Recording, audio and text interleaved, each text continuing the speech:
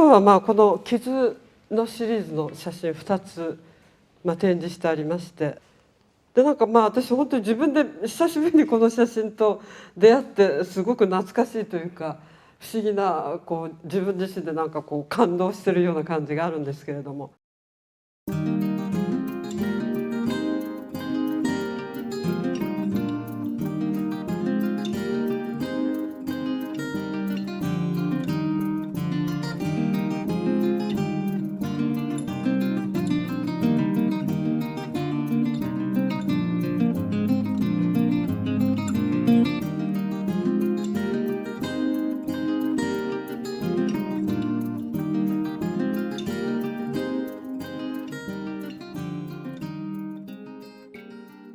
これは遺品とともに、母のこれは皮膚を取ったシリーズです。で実はうちの母は、大きなやけどを負っていまして、一応母の傷を初めて取ったんですけれども、それでちょうど母が84歳の誕生日だったんですね。9月だったんですけれども、で10月に彼女は入院して、2ヶ月で2000年の12月に亡くなってしまって、でどうしたらいいかということで、母の下着がたくさん出てきた時に、写真家ですからとりあえず写真を撮ってそれから捨てようと思って始めたシリーズです。ダメージが非常に強くて、その母を失ったっていうよりもある種のディスコミュニケーションだったもんですから、母とは。でもう少し母と話をしたいなという矢先に、実は彼女が亡くなってしまった時に、でも彼女の使ってたものたちは残ってるんですよね。喪失感とともに彼女のものがまだある。でも誰もこれを使うことができない。で遺品としては粗末なものです。もう言ってみれば無用の品物になってしまったものを、私はポツポツと写真を撮り始めたのが2001年ですね。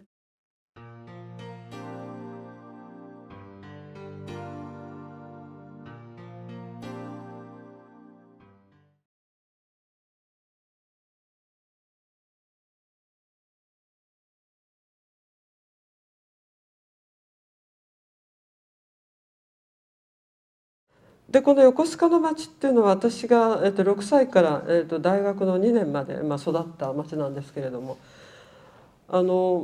写真始めた当時何を撮っていいかわからない。で私自身別に写真家になろうと思って写真を始めたわけではなかったんですけれども、とにかく何を撮っていいかわからない時にふっと自分にとって一番嫌いな場所、一番自分がこだわってるもの、こだわってるところは一体どこだろうって考えた時に、それはやっぱり横須賀の町だったんです。とりあえず自分の足元を見たいっていうことと、自分のこだわってるものを全部吐き出すことがもしかしたらできるんではないかみたいな感じでこの横須賀の町を撮り始めたんですけれども、非常に思春期のある種の痛みみたいのをうまくこの町っていうのは全て吐き出すことができる、ある種のフォトジェニックな町ですね、横須賀って。でこの町を撮ったのが写真の本当まさに原点です。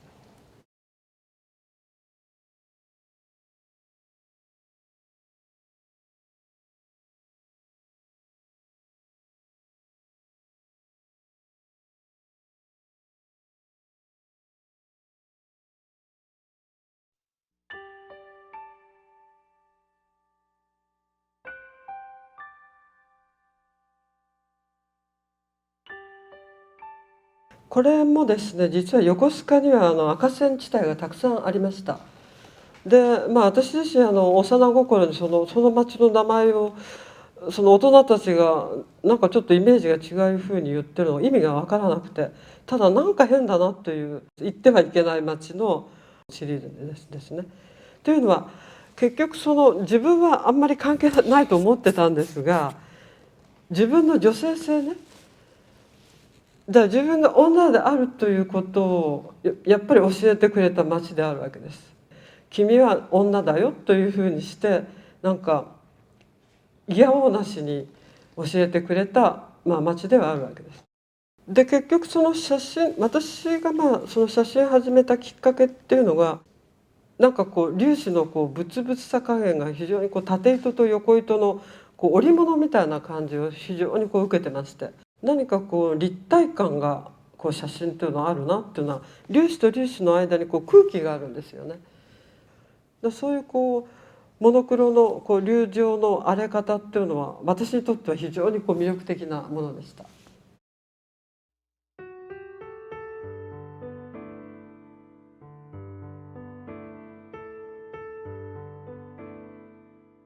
で横須賀の三部作を撮ってしまってから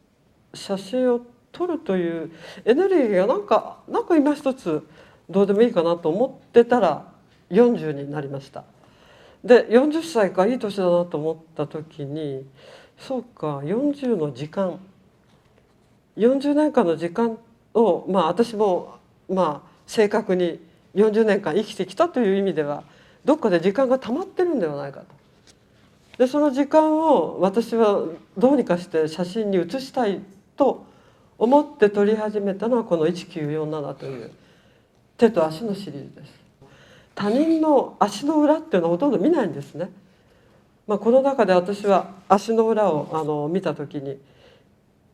非常に感動しました。本当に未知の世界を垣間見たっていうか、そうか足ってこんなに大変だったのかみたいな、要するに人生を支えてる場所ですね。たかだか23センチや24センチの場所がある、その人の人生を支えて今ここにこういうふうに40年間あるんだとこう分かった時に、時間の形としての手と足ということで始めたものです。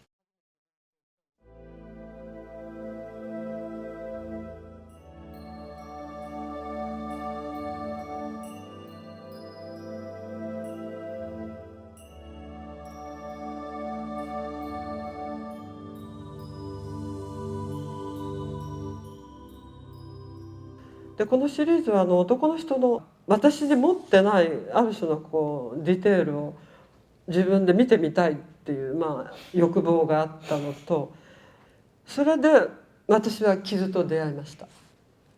この彼ですね。ずっと彼は傷とともに大きくなって、そうか傷ってそうかこんなに物語があるのかっていう感じと、あとやはり傷を受けたっていうことで、ある種のこう負のイメージですよね。でそれかもちろん彼も持ってて、そんな自慢するものではないってことは当然よく分かってたんですけれども、それでだんだん傷って何だろうって思い始めて、そうか傷、言ってみれば古い時間の形なんですよ、傷っていうのは。で時間の形がきちっと目に見える。で過去がちゃんとここにあるっていうことと、懐かしくてみんな話をするということにおいてやっぱ写真にすごい近いなというふうに私は考えました。で写真を写真で撮る、オーバーな言い方なんですけど、ということはもしかしたら傷跡を撮るっていうのはそういうことかもしれないなと。でこの「スカーズ」という、写真に至るわけです。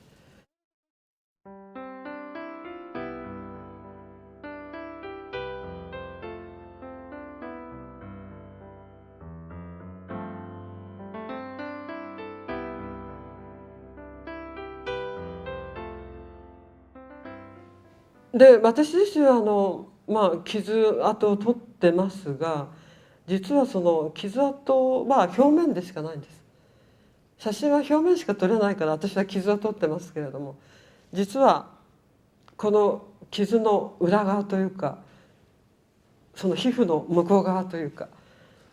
言ってみれば生きてることの証ですね。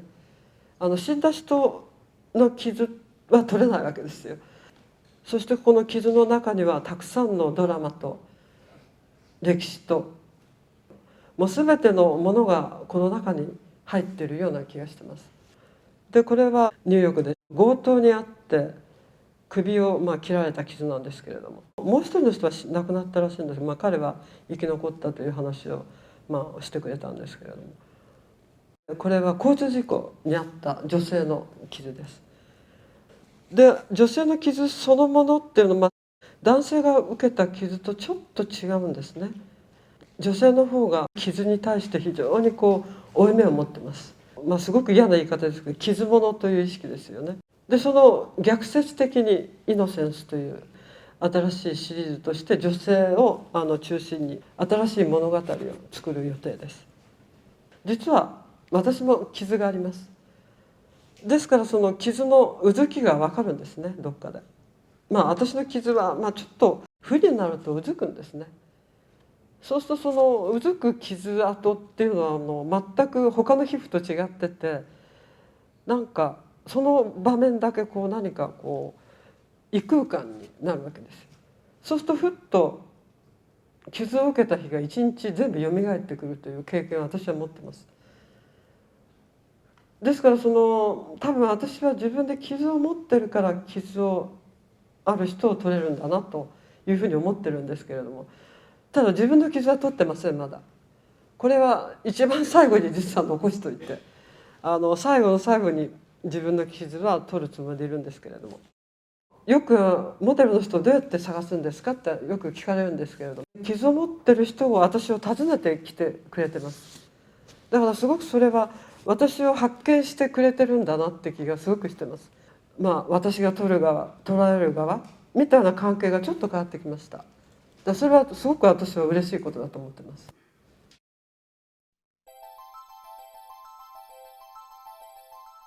実は撮影がすごく苦手です。で撮影がなければ写真は素晴らしいなと思ってるんですけど、撮影が苦手ですからすごく早いです。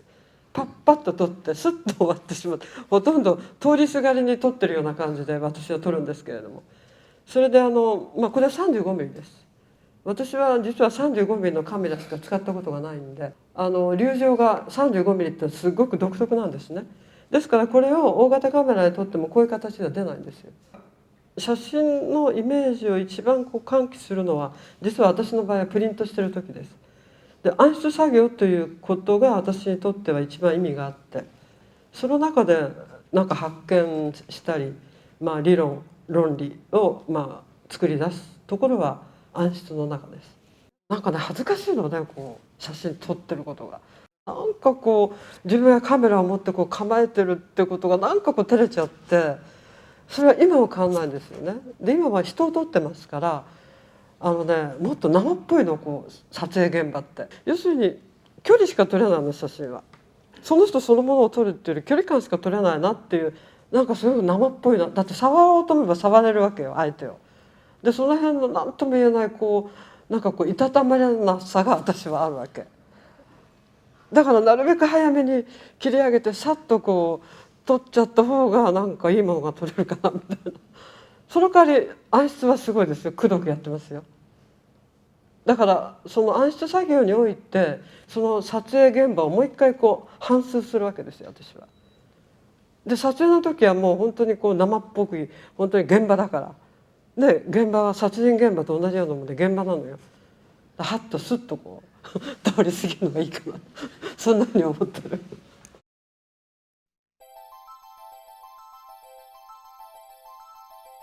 今何のためって言ったら写真のために撮ってるかもしれない。だからやっと最近なんかね写真家になってるような気がして。これはある種写真のためにって変な言い方なんですけれども、撮ってるかなと、ちょっと非常に難しい問題なんですけれども、今ひょっとそういうふうにちょっと思った感じ。ただね、何のためっていうのはないかもしれない。誰のためでもない。本当にそう言ったら自分のためしか表現はできないわけだから。で私自身は誰のためってことはないわけですよね。で写真を撮るために撮るみたいな、そんな感じかな。